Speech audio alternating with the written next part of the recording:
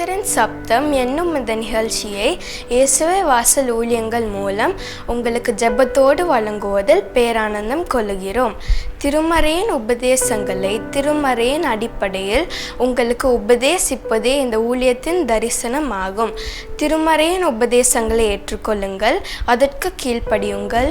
உங்கள் பாவங்களையும் சாபங்களையும் இயேசு நீக்குவார், கண்ணீர்களை துடைப்பார். நீங்கள் ஆசீர்வாதமாய் இருப்பீர்கள். ஜெபத்தோடு கேளுங்கள். இதோ நம்முடைய சகோதரர். ஆண்டவரும் கர்த்தருமாகிய இயேசு கிறிஸ்துவின் இனிய நாமத்தினாலே உங்கள் யாவரையும் அன்போடு கூட இயேசுவே வாசல் ஊழியங்களின் சார்பில் வாழ்த்துகிறேன். எல்லா மதங்களிலும் தேவனை மனிதர்கள் தொழுது கொண்டுதான் இருக்கிறார்கள். எதற்காக என்று சொல்லி யாரிடத்தில் கேட்டாலும் அவர்கள் எல்லாரும் சொல்லுவார்கள், முதலாவதாக சரீரத்தில் இருக்கிற வியாதிகள் நீங்க வேண்டும், குடும்பத்தில் இருக்கிற பிரச்சனைகள் நீங்க வேண்டும், இன்னும் பற்பல வகையான நெருக்கங்களிலிருந்து எங்களுக்கு விடுதலை வேண்டும் என்பதற்காகவும், உலகத்திலே நாம் செய்கிற எல்லா பாவத்திற்கும் பரிகாரம் வேண்டும் என்பதற்காகவும் தெய்வங்களை நாங்கள் தொழுது கொள்கிறோம் என்றுதான் பொதுவாக எல்லாரும் பதில் சொல்லுவார்கள். ஆனால் மெய்யாகவே மனிதனுடைய பாவங்களிலிருந்து மனிதனை மீட்டெடுப்பதற்கென்று வந்த ஆண்டவராகிய இயேசு கிறிஸ்து என்ன சொல்லுகிறார் என்று சொன்னால், மனம் திரும்புங்கள், பரலோக ராஜ்யம் சமீபித்திருக்கிறது என்று சொல்லுகிறார். யாவருடைய மனசாட்சியிலும் நான் பாவி என்கிற ஒரு குற்ற உணர்வு இருந்து கொண்டேதான் இருக்கிறது.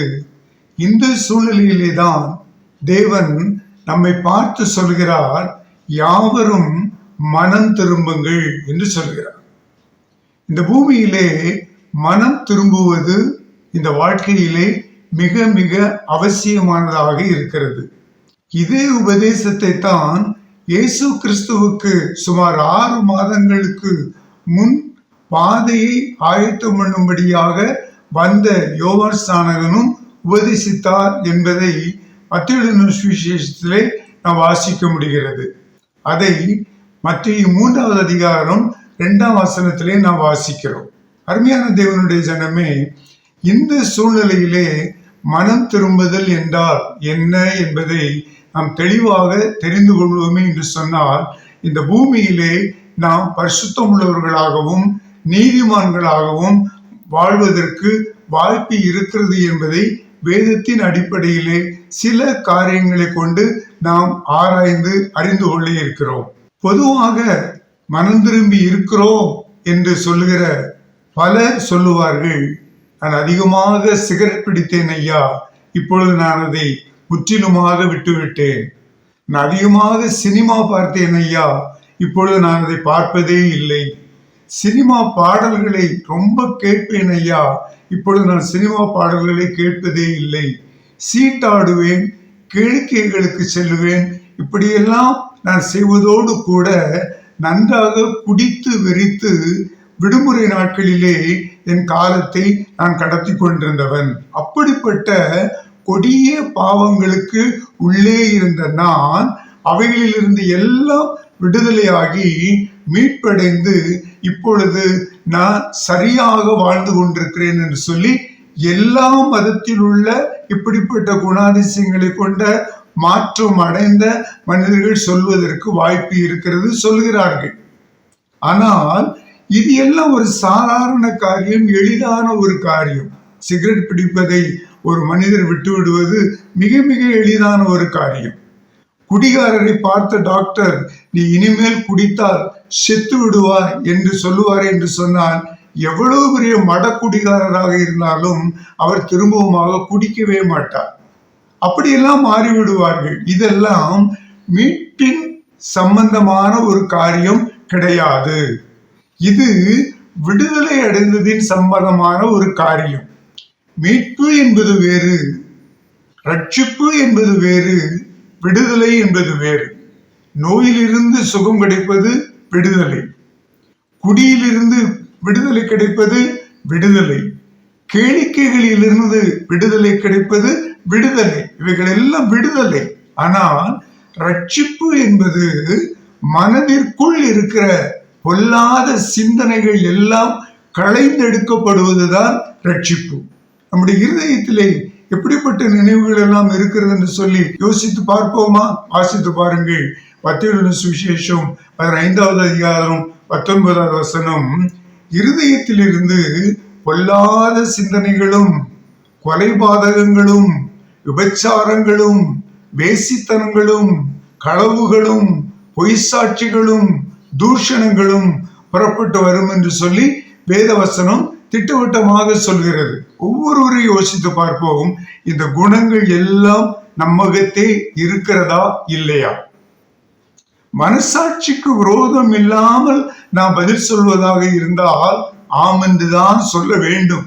ஆனால் இந்த பாவங்களில் இருந்தெல்லாம், இந்த கெட்ட தீய குணாதிசயங்களில் இருந்தெல்லாம், இந்த கெட்ட பழக்க வழக்கங்களில் இருந்தெல்லாம் மீட்படைந்த ஒரு மனிதன் திட்டமாக சொல்ல முடியும், நான் ரட்சிக்கப்பட்டிருக்கிறேன் என்று சொல்லி.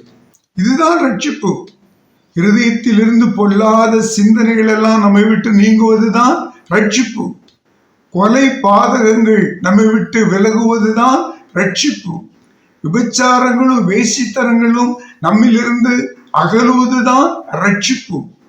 களவு செய்வதும், பொய் சாட்சி சொல்லுவதும், பிறரை தூஷண வார்த்தை கொண்டு, கெட்ட வார்த்தைகளை கொண்டு பேசுவதும் பாவமான ஒரு காரியம். அவைகளும் நம்முடைய இருதயத்திலிருந்து தான் புறப்பட்டு வருகிறது. இவைகள் நம்முடைய இருதயத்திலிருந்து விலகுவதுதான் ரட்சிப்பு என்பதாகும். இதை ஒரு மனிதன் சாதாரணமாக பிராக்டிஸ் பண்ணி எடுத்துக்கொள்வதற்கு முடியவே முடியாது. இல்லை என்றால் நிறைய புஸ்தகங்களை வாசிப்பதினாலும் எடுத்துக்கொள்வதற்கு முடியவே முடியாது. இந்த தீய பழக்க வழக்கங்களிலிருந்து திரும்பி புதிய ஒரு வாழ்வுக்குள் வருவதுதான் மனம் திரும்பின வாழ்வு, இல்லை என்றால் ரட்சிக்கப்பட்ட ஒரு வாழ்வு என்று ஆண்டவராகிய கர்த்தர் பரிசுத்த வேதாகமத்திலே திட்டவட்டமாக நமக்கு போதித்திருக்கிறார். அதை நான் விளங்கிக் கொள்ளும்படியாக ஒரு 3 சம்பவங்களை உங்கள் முன்னாலே எடுத்து வைக்க நான் விரும்புகிறேன்.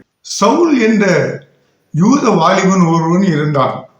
இவன் யூத மத வெறியன். அவன் ராஜாவுக்கு முன்பதாக தன்னுடைய சாட்சியை இப்படி சொல்கிறார்.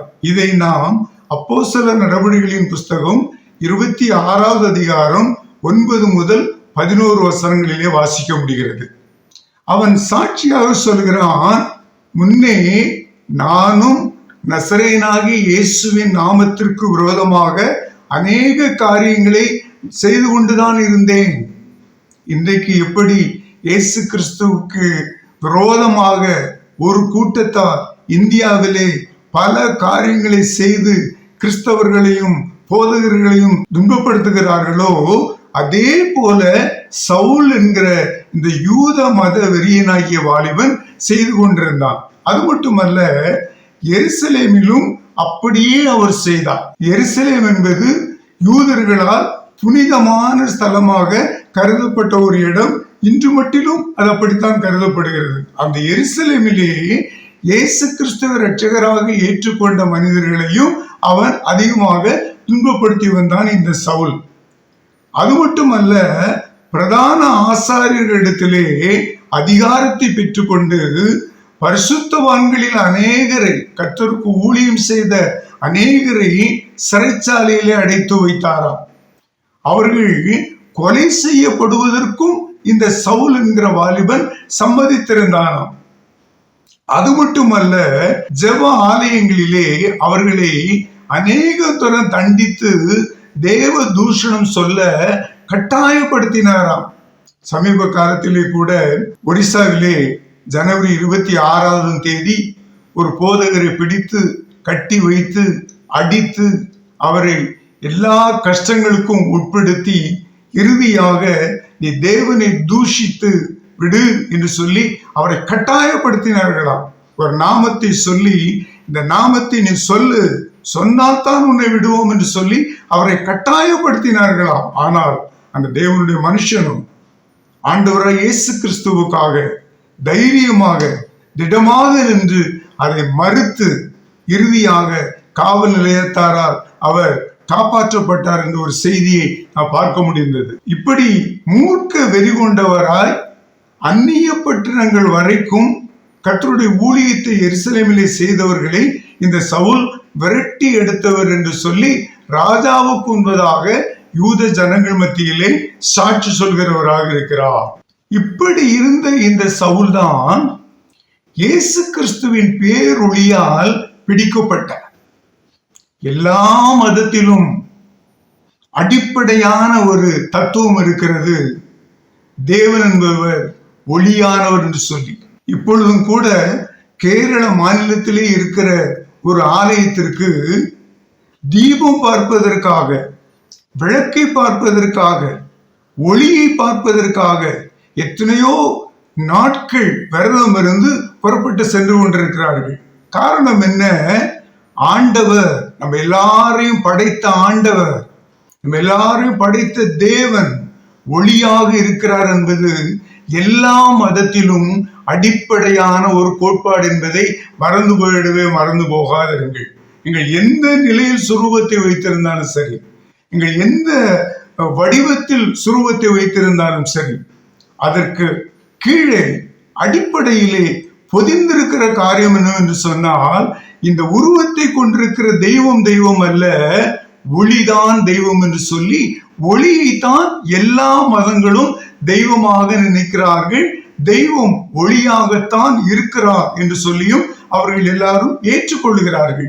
அந்த பேர் ஒளி இந்த சவுல் என்கிற வாலிபனை பிடித்தது. அனனியா என்ற ஒரு தேவ ஊழியர் அவருக்கு ஆண்டவராகிய இயேசு கிறிஸ்துவை குறித்து சொன்னார். கேட்ட அவர் ரட்சிக்கப்பட்டார், பரிசுத்தாவின் அபிஷேகத்தையும் பெற்றுக்கொண்டார்.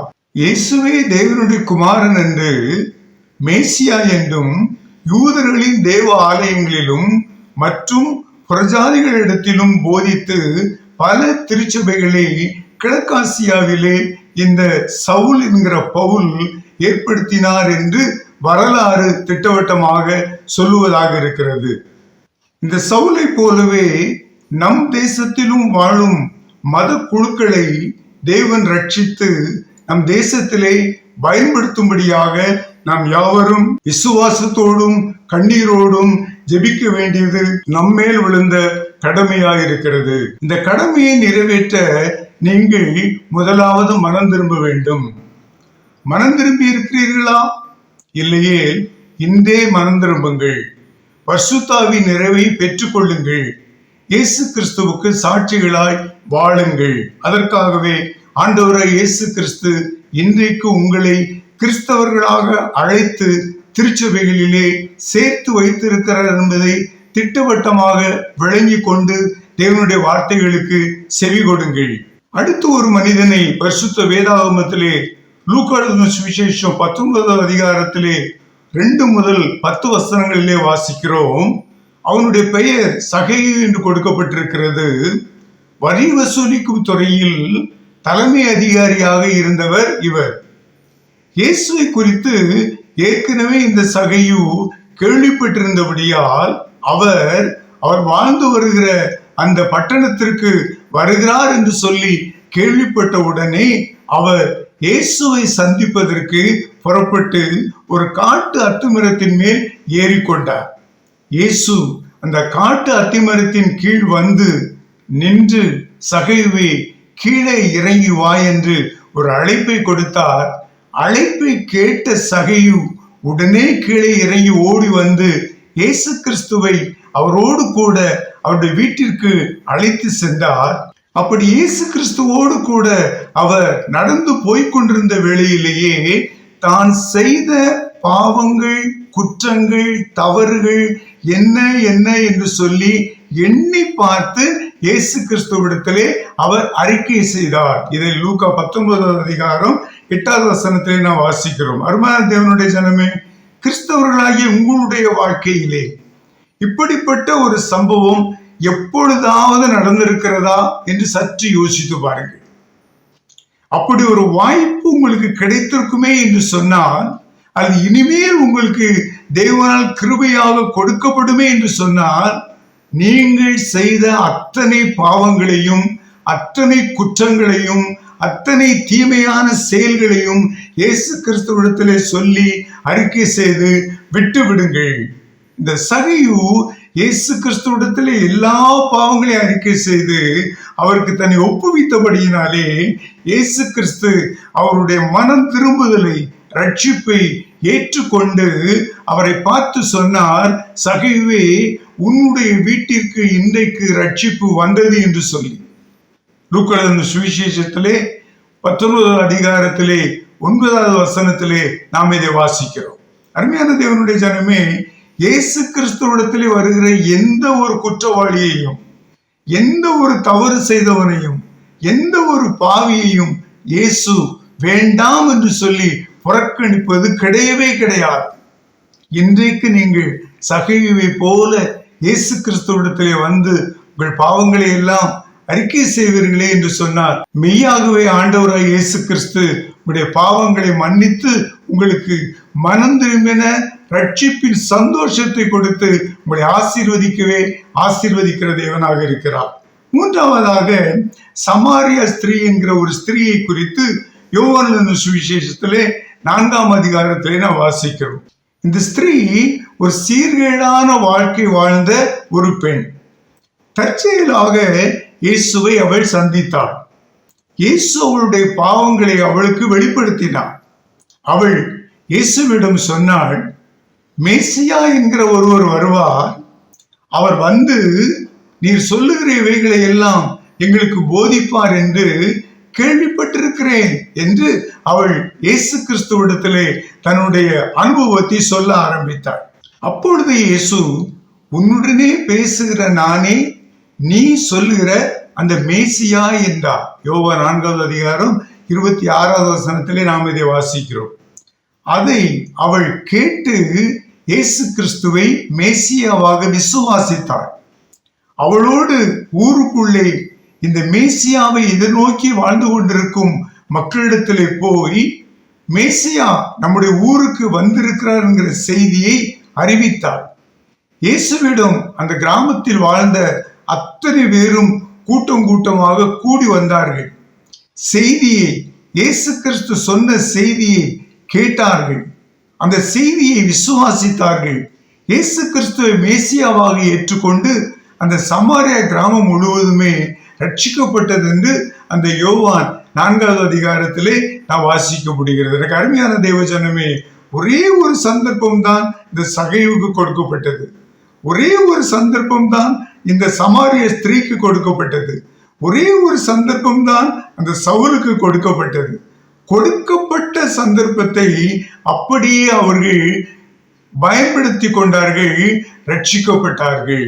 எத்தனை அருமையான ஒரு கிருபை நிறைந்த காலங்கள் என்பதை சற்று யோசித்து பாருங்கள். இதை கேட்டுக்கொண்டிருக்கும் அன்பான தேவஜனமே, இந்த 3 நபர்களையும் போல நீ மனம் திரும்பி இருக்கிறாயா? யோசித்து பாருங்கள். அப்படியானால் தமிழகத்தில் நம்மோடு கூட வாழும் 8 கோடி ஜனங்களுக்கும் இயேசு கிறிஸ்துவின் ரட்சிப்பின் செய்தியை அறிவிக்க நீ ஏதாவது ஒரு செயலை செய்திருக்கிறாயா?